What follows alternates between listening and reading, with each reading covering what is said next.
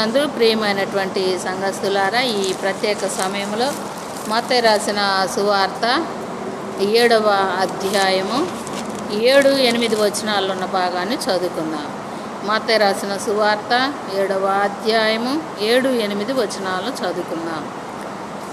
అడుగుడి మీకు ఇయ్యబడును, వెదకుడి మీకు దొరుకును, తట్టుడి మీకు తీయబడును.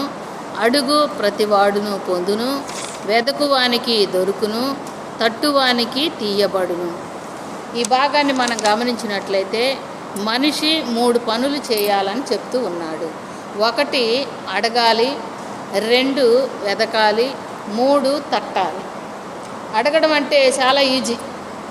అడిగేదానికి కొంతమంది అస్సలు మొహమాట పడరు. అడగాలంటే కొంతమంది ఎంతో మొహమాట పడతారు. కొంతమంది అడగకుండానే సాధించుకుంటారు. వాళ్ళ ప్రవర్తన ద్వారా కానీ, వారి యొక్క ఏదన్నా కానీ అడగకుండానే వాళ్ళు సాధించుకుంటారు.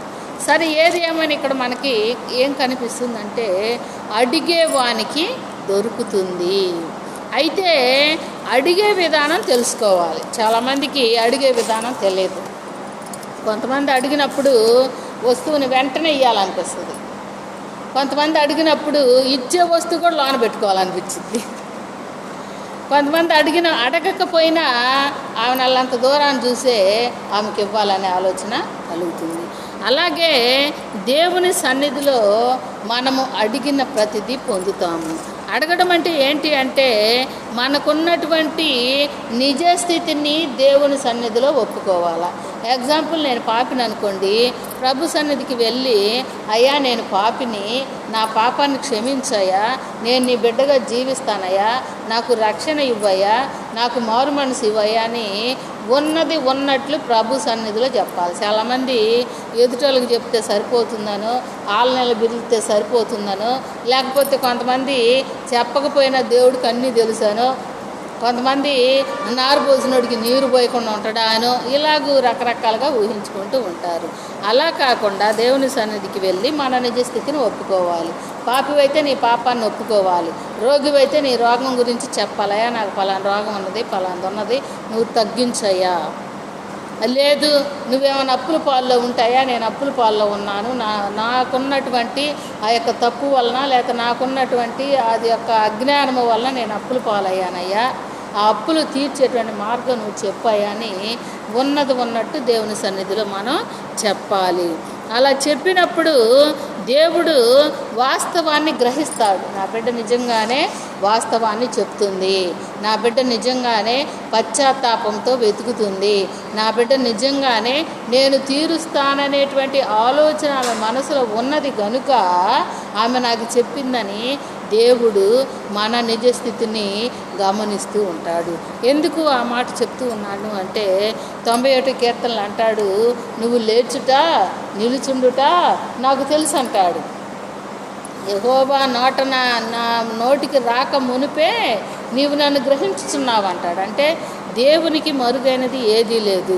నువ్వు చెప్పినా చెప్పకపోయినా దేవునికి సమస్తము తెలుసు.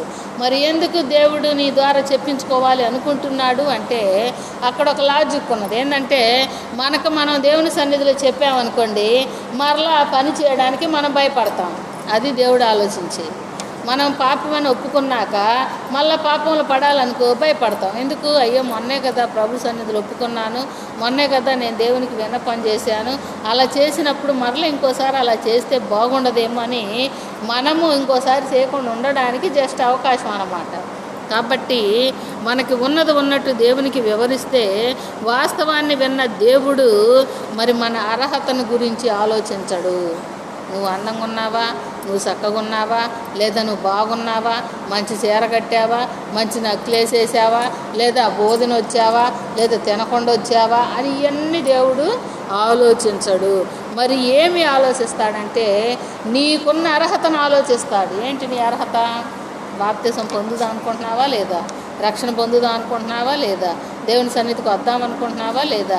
అసలు దేవుడు ఉన్నాడని నీవు నమ్ముతున్నావా లేదా? ఇలాంటి చిన్న చిన్న విషయాలను మాత్రమే దేవుడు గమనిస్తూ ఉంటాడు. కాబట్టి మనము దేవుని సన్నిధిలో నిజస్థితిని ఒప్పుకోవాలి, వాస్తవాన్ని వివరించాలి, మన అవసరతలను దేవుని తెలియపరచాలి. 32వ కీర్తనలు అంటాడు, అతిక్రమములను దాచిపెట్టుకునివాడు వర్ధిల్లడంట, వాటిని ఒప్పుకొని విడిచిపెట్టువాడు కనికరము పొందును. ఎంత గొప్ప విషయం అండి. మన పాపాలు కానీ తప్పులు కానీ ఎన్ని ఒప్పుకోకుండా అలా దాచిపెట్టుకుంటే దానివల్ల ఎలాంటి ప్రయోజనం లేదంట. ఒక ఆయనకి చాలా కథలు వచ్చాక, అయితే ఒక్క కథ ఎవడికి చెప్పడంట, ఒక్క జోకు ఎవరితో మాట్లాడడంట, ఒక్క వ్యక్తితో మరి డిస్కషన్ కూడా పెట్టడంట. ఇది